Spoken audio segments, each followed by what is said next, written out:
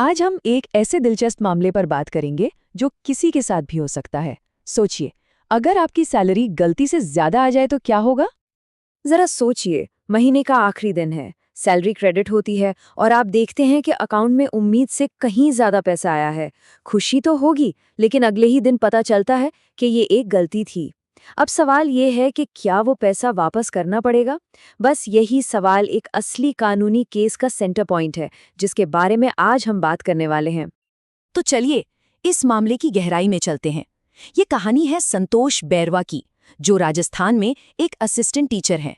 उनके साथ जो हुआ वो हमें सैलरी और कानून के बारे में बहुत कुछ सिखाता है। देखिए, ये सफ़र 1996 में शुरू हुआ, जब संतोष ने अपना करियर शुरू किया।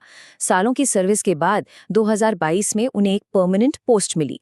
फिर 2023 में उनकी सैलरी बढ़ी, जो यकीनन एक अच्छी खबर थी। लेकिन 2024 में एक सरकारी नोटिस ने सब कुछ बदल दिया और 2 साल बाद 2026 में अदालत को इस मामले में आखिरी फैसला देना पड़ा। 51,600 रुपये। 2023 में संतोष बैरवा के लिए ये सिर्फ एक नंबर नहीं था, बल्कि उनकी मेहनत का फल और एक बड़ी खुशखबरी थी। पर उन्हें क्या पता था कि यही नंबर उनकी सबसे बड़ी परेशानी की वजह बनने वाला है। पर यह खुशी ज्यादा दिन टिक नहीं पाई। जल्द ही एक सरकारी चिट्ठी आई जिसने पूरी कहानी ही पलट कर रख दी। और यहीं पर कहानी में आता है असली ट्विस्ट। सरकार ने ये माना कि उनसे सैलरी के नियम समझने में गलती हुई है और इसी वजह से संतोष को ज्यादा पैसे दिए जा रहे थे। तो फिर सही सैलरी क्या होनी चाहिए थी? सरकार के हिसाब से सिर्फ 16,900। आप अंदाजा लगा सकते हैं कि ये कितना बड़ा फर्क है। ये कोई छोटी मोटी गलती नहीं थी। जरा इस स्लाइड को देखिए, ये फर्क साफ नजर आता है। एक तरफ 51,600 रुपये और दूसरी तरफ महज 16,900 रुपये। सोचकर देखिए, किसी को अचानक पता चले कि उनकी इनकम इतनी ज्यादा घट गई है, ये किसी के लिए भी एक बहुत बड़ा फाइनेंशियल और मेंटल शॉक होगा। और मामला सिर्फ आगे की सैलरी कम करने तक ही नहीं रुका। सरकार ने कहा कि जो एक्स्ट्रा पैसा संतोष को अब तक मिल चुका है, वो भी उन्हें वापस करना होगा।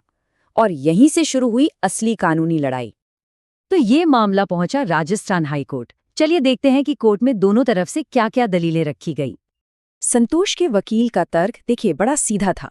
वो एक ग्रुप सी एम्प्लॉई हैं, मतलब एक लोअर ग्रेड कर्मचारी, और कानून कहता है कि ऐसे कर्मचारियों से पैसा वापस नहीं लिया जा सकता, खासकर तब जब गलती खुद एम्प्लॉयर यानी सरकार की हो। वहीं सरकार का कहना था कि ये पब्लिक का पैसा है और गलती से दिया गया पैसा वापस लेना उनकी जिम्मेदारी है। तो अदालत ने क्या किया? उन्होंने एक पुराने लेकिन बहुत ही जरूरी कानूनी मामले का हवाला दिया, जिसने ऐसी सिचुएशंस के लिए साफ नियम बनाए हुए थे। ये सुप्रीम कोर्ट की बहुत ही जरूरी बात है। इसका मतलब आप समझिए कि कानून सिर्फ नियम कायदों की किताब नहीं है, बल्कि ये भी देखता है कि किसी के साथ नाइंसाफी तो नहीं हो रही। अदालत ये देखती है कि क्या पैसा वापस मांगना किसी कर्मचारी के लिए बहुत ज्यादा मुश्किल या गलत होगा। और इसी सोच की नींव पर खड़ा है भारत का एक landmark case, state of Punjab versus Rafiq Masih. इस केस ने साफ कर दिया था कि कुछ हालात में अगर कंपनी या सरकार गलती करती है तो वो कर्मचारी से पैसा वापस नहीं मांग सकती। तो वो नियम क्या हैं? सुप्रीम कोर्ट ने 5 सिचुएशंस बताई जहां पैसा वापस नहीं मांगा जा सकता।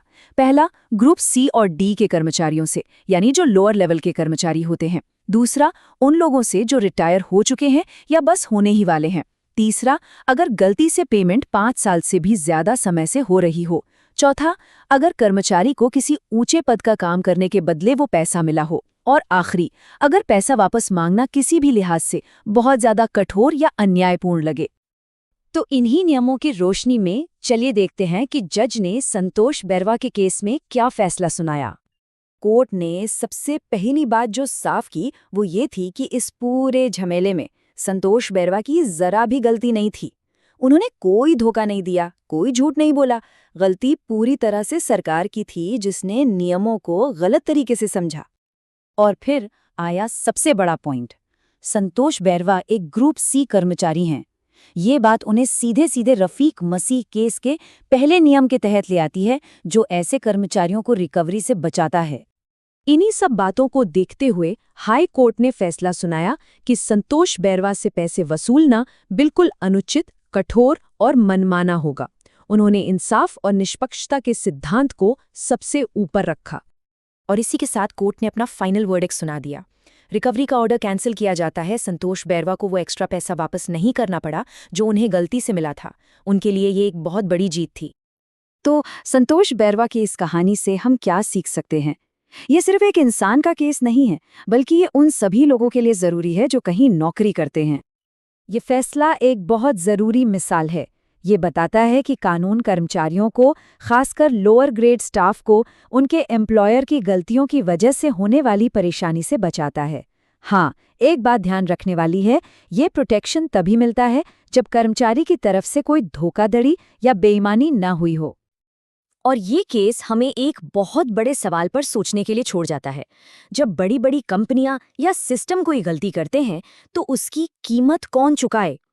वो एक अकेला इंसान जिसे अनजाने में फायदा हो गया, या वो पूरी संस्था जिसने वो गलती की? इस पर सोचिएगा जरूर।